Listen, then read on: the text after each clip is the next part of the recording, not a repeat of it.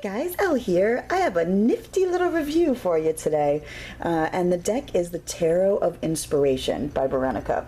So I searched around on YouTube and I couldn't find any other video reviews on this deck in English anyway. There's like one other one that's in Russian, and that's where this deck comes from. It comes from Russia. And it's actually really easy to get your hands on still. There is an eBay store out there. I will list it below in the description. Irzhitarot, I think you pronounce it, perhaps.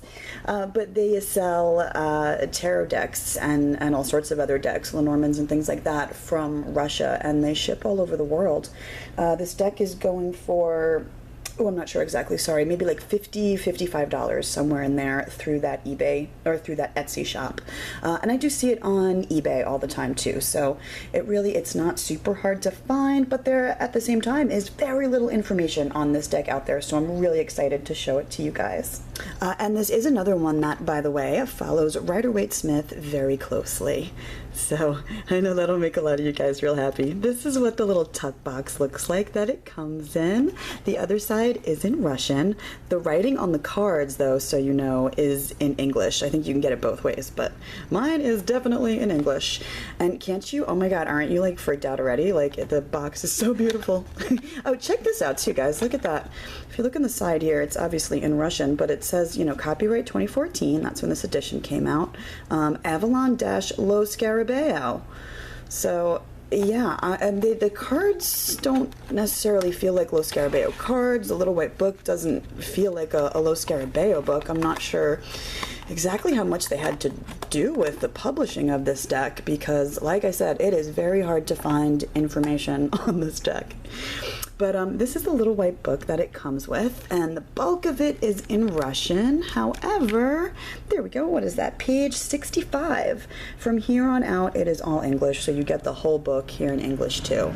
And for the major arcana, she goes through keywords, what kind of person the card might represent, relations, shadow meanings, and reversed meanings. Shadow meanings for her in here aren't necessarily your reversals. But she's got all of that for the majors, and then when you get into the minors, a little bit less information. Yeah, like for the Two of Cups, it's some keywords, shadow meanings, and then in the reversed position. And it's mostly keywords. They're quick, they're concise. It's very much a Little White Book. She's got a little extra for all the courts, keywords, and then person, and then in the reversed position, and lists some words and quick little sentences about the cards. And then in the very back here, she gives you a couple of spreads. This one is called Artist's Workshop. You see that? There's a little picture of it. I actually love when people give spreads like this. This is a personal way of reading that I really enjoy too. Where she'll give you the spread position, the meaning for like these three cards, these three cards, these three, and these three. Not every individual position has its own meaning, so it lets you sort of take off and go and read the cards a little bit differently. It's a little bit more open that way. I love that. And then the other spread here does that also, and this is called the Pegasus? Oh, the Wings of Pegasus spread. It's actually a really cool spread. Yeah, like 1, 2, 3 are the torso, and that is what one is in reality. Let me read the meaning of the spread, actually. The spread Wings of Pegasus for personality analysis. Search for vocation and and development path. A little roughly translated, but you get the idea. So the torso is what one is in reality. 4, 10, and 16, the head, what one thinks about oneself. 6 and 7 are the hind legs, one's driving force. 8 and 9 are the forelegs, one's mainstay. 11, 12, 14, and 15 are the wings, what gives one inspiration and illumination. 5 and 13 are the tail, what one pulls behind. Right? That's fucking great. I really like that spread, and it looks really cool when it's sort of laid out. But that's basically it. That's your Little White Book. And then if you look down here, actually, look at that, 78 plus 7 cards. Oh my god. All right, before I open up my deck, I'm going to show you the 7 extra cards that you get with this deck. You get 2 Lovers cards. This is, I have the other one in my deck. I'll show you guys that one when we get to it. You get 4, actually, I guess you get 8 Pages, Princesses, you know, that position. I have chosen to go with the Princesses. She's got 4 female princess cards and 4 male page cards. So this is what the Page of Pentacles looks like. The Page of Swords. They're all sort of younger, which works, right? Page of Cups. And your Page of Wands. The princesses, like I said, are in my deck, so I'll show you guys when we get to them. You also get this great card called the Tabula Rasa. Cool, right? And then instead of the happy squirrel card, she gives you a happy monkey card. I love him. And she does give the meanings for those extra cards in her little white book, too. Also, when I ordered this deck, I was sent a few extra cards. These are cards from Berenika's other deck. She's created, I'm saying she, I really don't know much about her or him, I have no idea. But these 2 are from, I believe, the Lilac Twilight Lenormand, I think. It didn't really say where they came from, but that's what I think they're from. That's the Anchor and the Clover. Well, that's cool to get, right? That's what the backs of those cards look like. I'm sure you guys will tell me if I got that wrong. Let me know. And then this one, I believe, comes from, maybe it's called the Breath of Night Mystical Oracle. And it looks like that. I think that's where that guy's from. That's the book. Yeah, cool Lenormand decks, right? Okay, so this is how I keep my deck. I found this beautiful little mermaid pin, and I put a little tassel on there and a golden bag. I thought the bag matched the backs of these cards amazingly. This is by far one of my favorite tarot backings of all time. Isn't that beautiful? It's so rich and so detailed, and yet so like simple and reversible, and there's like little birds in there too. Can you guys see that? There's like a little birds and flowers, and there's some more birds. Really cool, right? And then I did go ahead and edge my deck with like a dark brown color, and that worked out really, really well. I don't know if you guys have ever tried to edge a borderless deck before. Sometimes it's really hard to get it to look perfectly even on the outside, because all the different colors from the different edges of the card sort of pop through. So I did have to go over it a couple times, but it worked out really well. I'm really happy with that. So what this deck is a digital collage deck.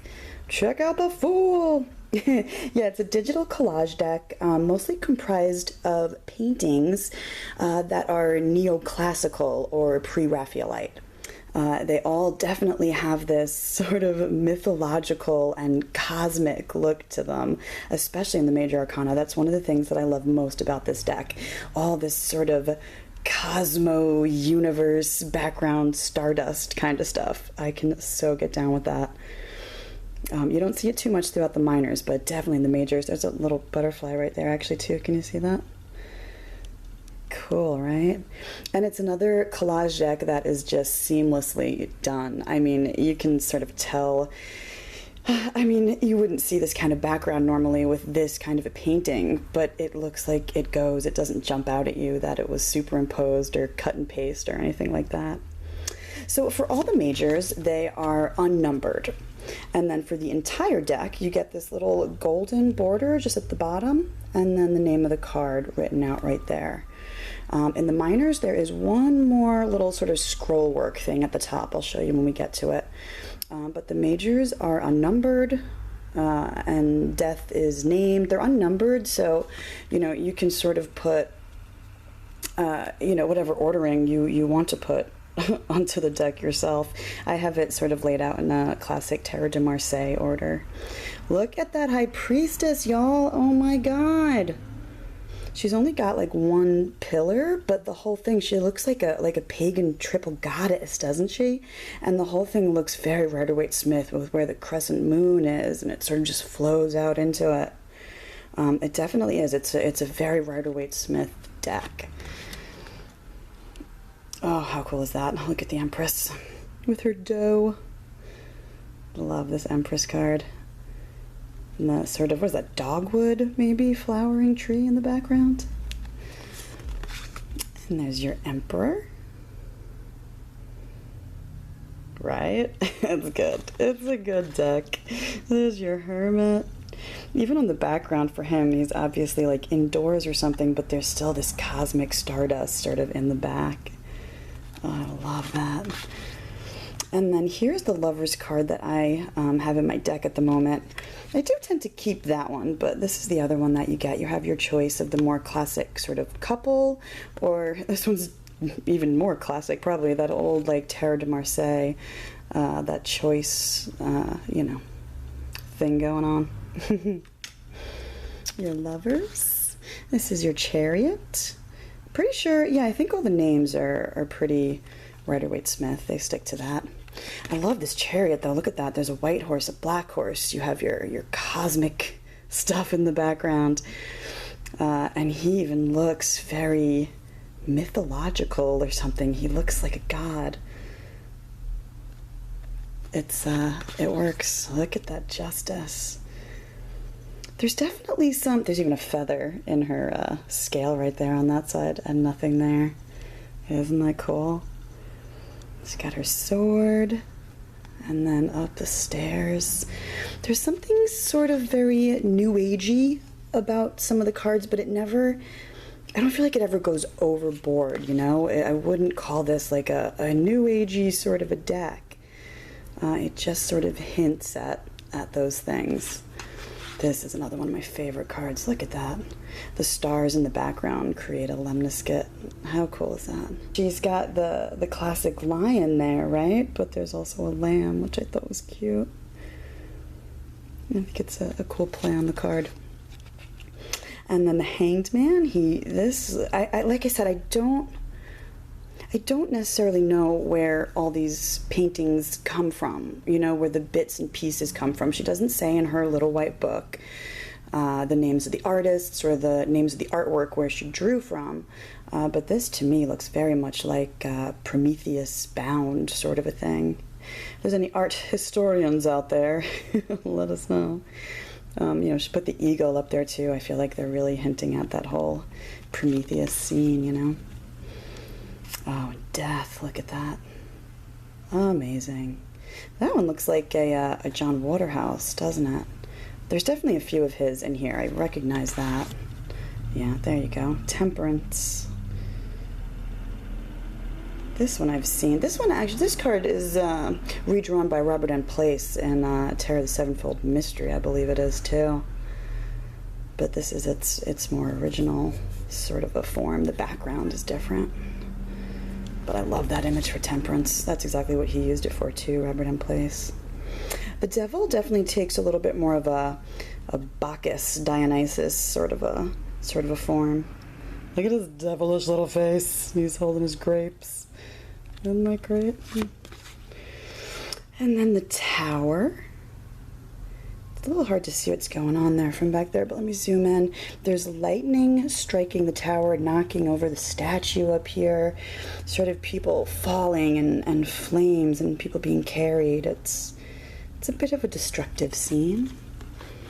Up into the healing and the hope of the star. Isn't that an amazing card?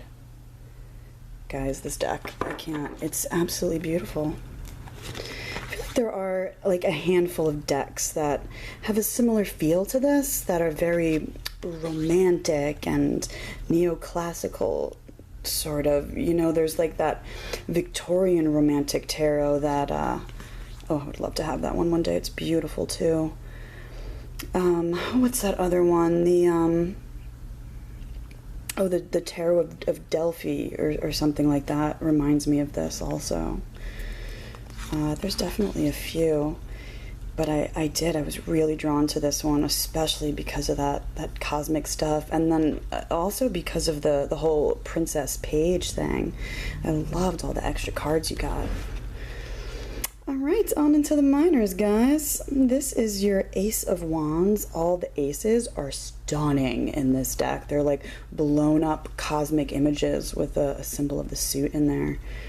Okay, so this is the stuff that I was talking about before. This scroll up here you see on all the 2s through the 10s. It's not on the court cards or the aces.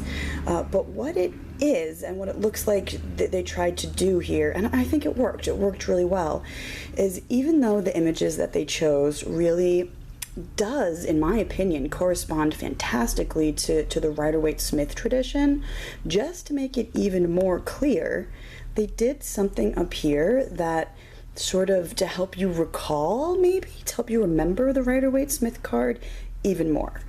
So this is, you know, that choice as a question mark and 2 wands. So I feel like that in conjunction with the image, like if this is the first deck you're going for outside of your basic Rider-Waite-Smith or outside of a Rider-Waite-Smith clone, that it'd be really great for you to work with. Alrighty, check this one out. There's your 3 of Wands. She's looking, waiting for her ship to come in, right? And the 3 wands up here. And then here's your 4 of Wands. So the image looks sort of very similar still. They're dancing, but then you have this 4. Zoom in. You have your 4 wands up there, and that like, what do you call it? That like wreath of flowers that that you see on the Rider-Waite-Smith, you know, that decorates the 2 or the 4 posts or whatever it is. So it really does. It harkens back to a Rider-Waite-Smith message from the cards. There's your 5 of Wands. They're sort of battling, and then up there you have this crazy lightning bolt, blah, battle of swords. Excuse me, of wands. It's neat, right? This one worked really well. I mean, the image still just screams Rider-Waite-Smith, and then you have your, you know, your, what is that, a laurel wreath, sort of, your victory march. Cool, right? So there's your 7 of Wands. He doesn't necessarily have the higher ground like you might normally see in the 7 of Wands, but up here, again, you have the one versus the rest. Very Greco-Roman feeling. Oh, there's your 8 of Wands, that flying on the Pegasus. How cool is that? And then just your 8 wands flying through the air up there. And then for your 9 of Wands here, you have this image of like the sirens sort of climbing onto your boat and maybe holding you back, standing guard. You know, it's wherever you want to go with that. And that's the image up top. And then your 10, familiar, right? 10 of Wands. And then here is what your princesses look like. How great. I would have loved to have used both. I mean, look at me, I'm gonna complain. I friggin' love that it came with 2 choices for the sexes of your pages, but how awesome would it have been to come with the same thing for your knights? I would have loved to have done that, where maybe for like my cups and my coins, I could have had like female pages and male knights, and then like vice versa for the swords and the wands. But then again, that's why we make our own tarot decks. There's your Queen of Wands. Isn't she great? That's a good one. She's got like Princess Leia hair. And your King of Wands. Yeah, so for the courts, they don't have that scroll work, just like the majors and just like the aces. This is one of my favorite cards. Look at that Ace of Cups. Hello, giant holy grail or something, right? Amazing. And then for your 2 of Cups, you have that classic Caduceus up top there, even though the whole card is very reminiscent of your classic 2 of Cups. By classic, I mean Rider-Waite-Smith. There's your 3 of Cups. Yeah, they're having fun.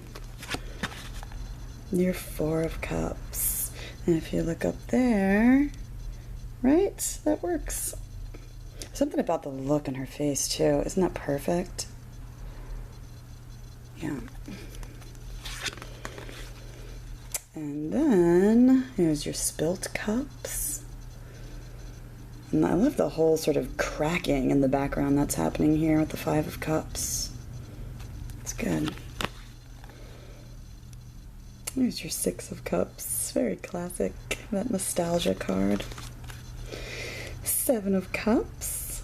And if you look up here, you see that veiled face, right? There's your Eight of Cups. And your Nine of Cups. I love him. Look at the background there. There's all these like happy singing, drinking, feasting people. The people at the inn. And there is your Ten of Cups. Get the whole thing. Right? And then that rainbow and all the cups up there. Perfectly reminiscent of your Rider-Waite-Smith card.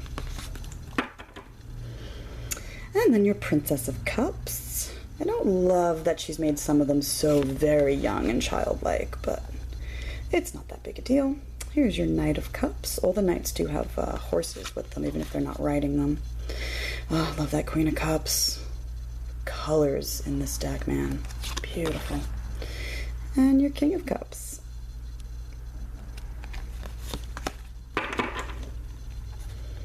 And on into your swords. See what I mean about the aces? Ooh, so good. It's like I want to pull Excalibur out. Here's your Two of Swords. She's blindfolded, and then you still even have that swords crossing up there, you know? And that's your Three of Swords. Of course, you get the classic three swords stabbing a heart, but look at that beautiful image that you get too. Isn't that great? Here is your Four of Swords. Your Five of Swords. Zoom in on that guy. There is a battle being waged there. There's your Six of Swords. Isn't that great? They are on a journey. There is your Seven of Swords. This is by far the most violent sort of card in the deck. She's sort of beheading or stabbing this guy that I feel like is perhaps supposed to be a thief or something. You don't see much gore, but you can very easily tell what's going on. You can see the blood sort of spattering out there a bit. But that's definitely as bad as the violence sort of gets in here. Yeah, it doesn't bother me too much. It's not my favorite card. There's your Eight of Swords. She's like bound on the cliffside. And your Nine of Swords. That nightmare card. Look at that. I'll zoom in a little. All these strange creatures from her dreams around. And then your Ten of Swords. So yeah, that Seven of Swords definitely is even more violent than your Ten of Swords here, which is usually the one where you'd sort of see it the most. There's no blood or gore or anything down here. It looks like it's just a dying man with his family maybe sitting by his bedside. Yeah, I don't see any wounds on him. But up top you do get a little bit of blood with your 10 swords up there. Ooh, she's my favorite princess, right? Badass little kid. Love her. And your Knight of Swords. He's serious. I love that horse. Look at his eye. Isn't that great?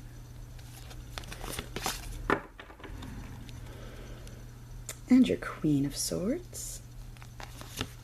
And your King of Swords.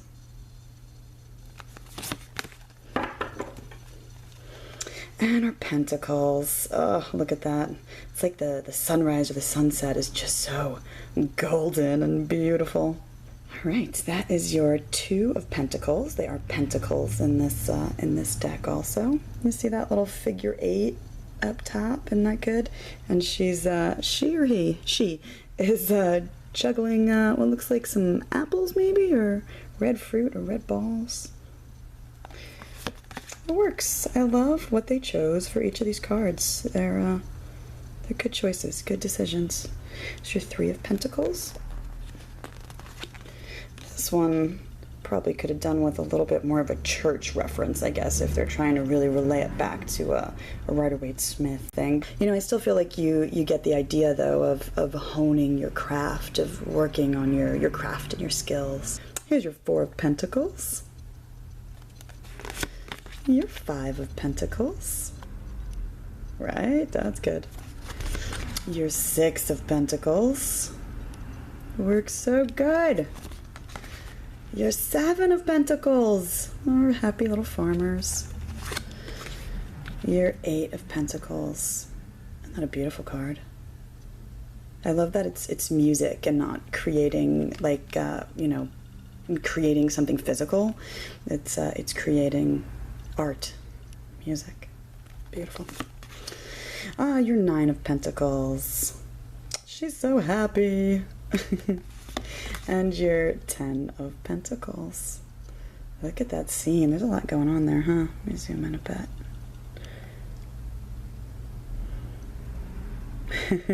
It's like a big celebration reunion. Love that. And then your Princess of Pentacles. Your Knight of Pentacles. This brown horse. Look at that. The horses. I can't. They're so sweet. I want to give them a kiss. Here's your Queen of Pentacles. Love her. And your King of Pentacles. He looks like he's right out of Game of Thrones, right? And that brings us back to our Fool. So, yeah, let me do a little size comparison for you guys. Here is my Rider-Waite-Smith deck. And they are just a bit bigger. I don't friggin' know how to measure that. There you go. You guys decide. It's a little bit longer and a little bit wider. They're a nice size deck, though, and they shuffle beautifully. They're not super shiny. They're not completely matte. They have a nice coating. I guess they are perhaps a little bit, yeah, maybe they're thinner than, you know, your typical sort of cardstock, your typical decent cardstock, but not at all an issue. Like, they're not super duper thin. The quality is nice. But yeah, that is the Tarot of Inspiration by Berenika. Like I said, I will put the name of the Etsy shop where you can get it real easy from down below. Yeah, thanks for watching, guys. I'll see you next time. Bye.